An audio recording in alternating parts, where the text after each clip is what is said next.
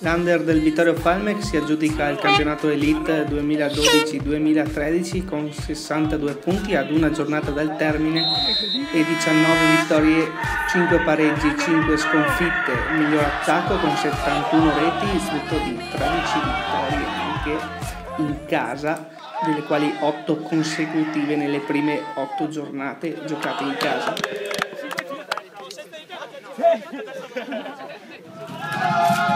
Ora vediamo i festeggiamenti della squadra e poi subito dopo l'intervista a Mister Fedato.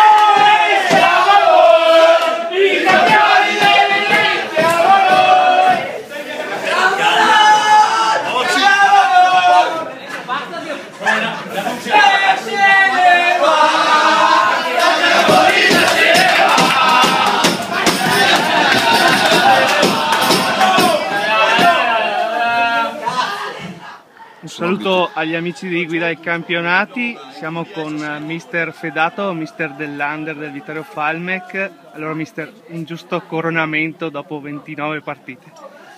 Sì, diciamo che alla lunga possiamo dire che ce la siamo meritata, insomma, questa vittoria.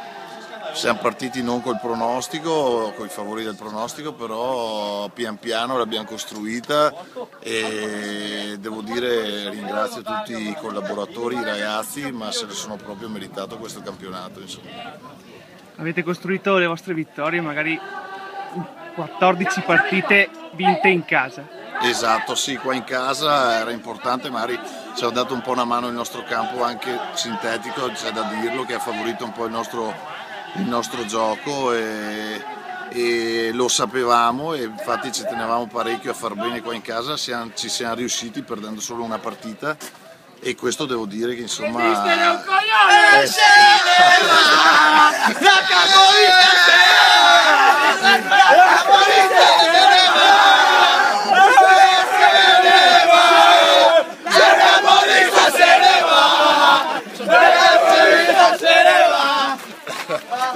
Grazie mister!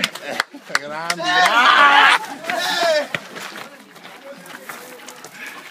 Dicevamo dunque, manca ancora una partita e poi la finale regionale.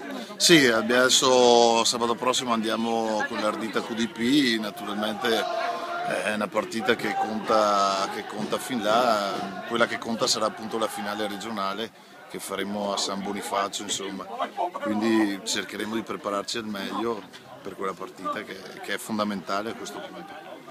Complimenti ancora allora Mister Fedato e in bocca al lupo. Crepi, grazie.